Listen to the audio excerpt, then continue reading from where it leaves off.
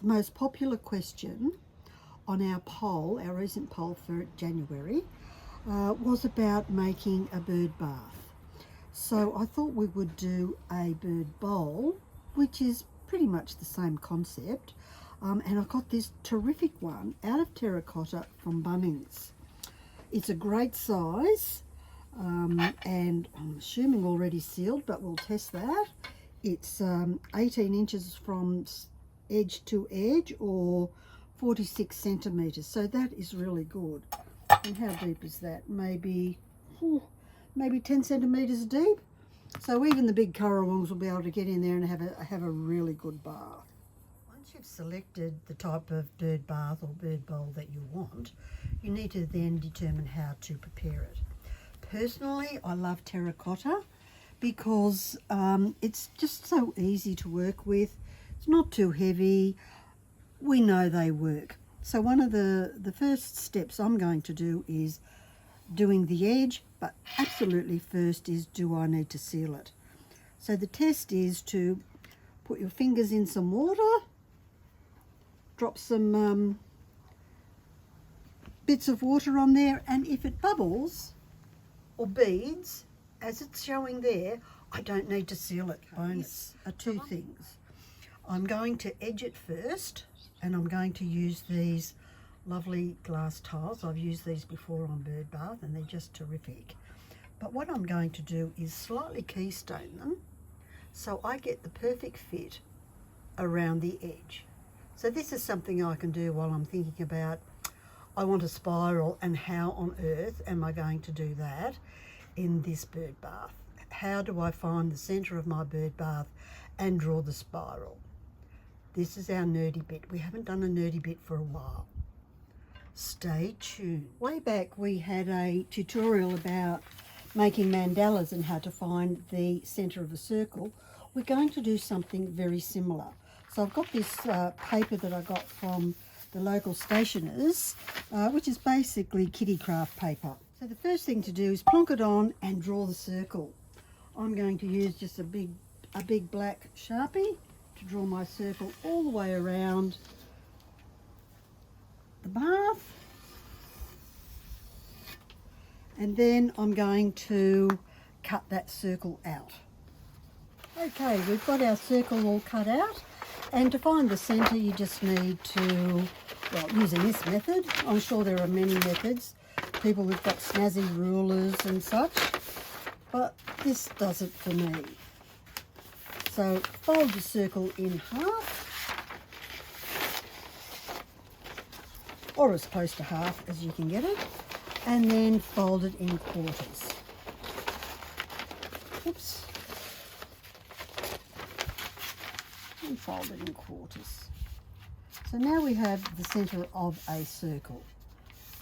And this isn't actually for finding it here, it's for doing the edge. And I want to have it, I'm going to do it in 8 segments, my spiral, because it's a simple spiral, it's not a complex spiral. So I'm going to fold this again, and everything will become clear shortly. So now I have myself a nice big pizza pie, and we'll open that up. And I'm going to tape it, because I've got a little bit of a breeze happening, and it's going to blow away when I put my markings on. So just bear with me while I put a little bit of tape around the edge.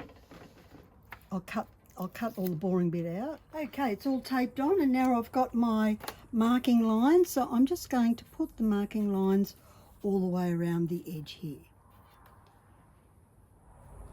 And remove the pattern piece. Give some more definition to the lines, so we can see where we're going. So now I can pop my perfectly sized ruler, what a bonus, across there, and use my pen and making sure that it's straight to draw the line across the middle. And to the other side. Doesn't have to be perfect, but close enough to being perfect that the centre looks like the centre, because I'm making a spiral and I need the centre for the spiral. otherwise it will just look weird. So go through and draw your pizza on your bird bath. Dead easy. If you had one of those bendy rulers, that would be awesome, but I don't have one, so I just have to do these.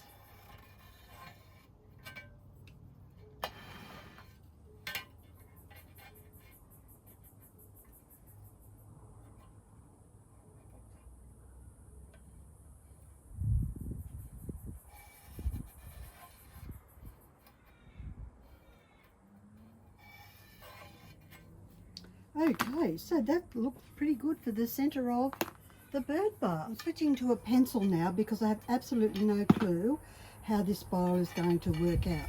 So I've got my trusty old tape measure because I don't have one of those snazzy bendy rulers, but this will do the job.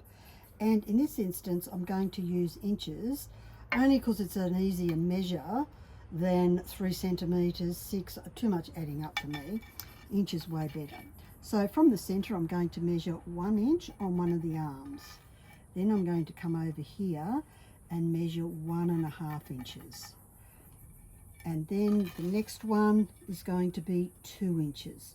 So you can see I'm just increasing the distance up the arms, and lo and behold, you can probably see the spiral already. So now I'm up to 2.5 inches. Then this one is going to be 3 inches.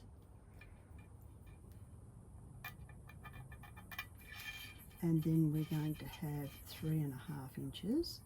And of course I could make the spiral go bigger as it comes out. So I could potentially go to 4 inches. Yeah, well, let's do that. So 4 inches. Now I'm going to go 5 inches.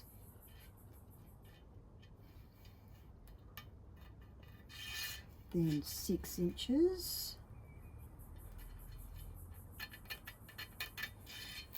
And 7.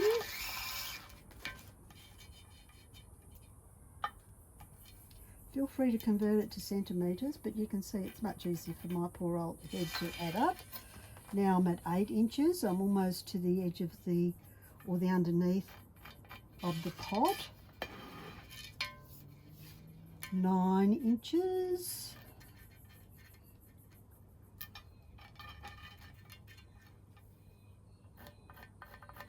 And then this one, of course, will be here. So you can see that's given me the guidelines for my spiral. So I can come back here and, well, I'm going to the 1/2 inch there, and then just draw the curve in, roughly.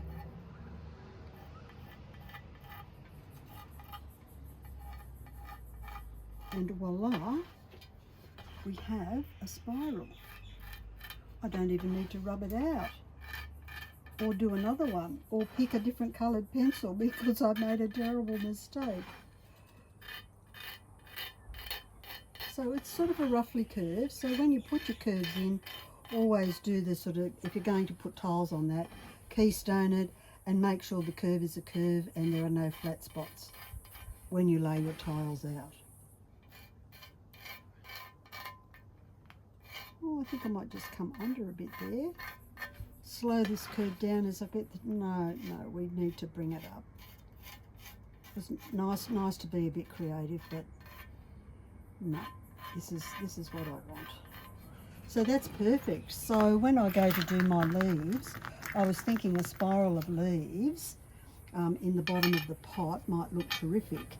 So I'm using the line on the outside of the petals, of the, well, not petals, it's a petal cut that I cut in half to make leaves. And I think it works really well. So you can see how that's taking shape already without too much effort, and it's going to be absolutely fine. Okay, I'm committed now. I'm going to draw the spiral in with a bit of patience. So try to get your curls or your curves as curvy as you can to make sure it in fact is a good curve without too many dead or flat spots. How's that? I'm pretty happy with that spiral, and it looks like a spiral. It doesn't look like something that, and you can see there's a flat spot here on this circle, so I'll need to watch this. This does need to come up a bit, so watch out for your flat spots.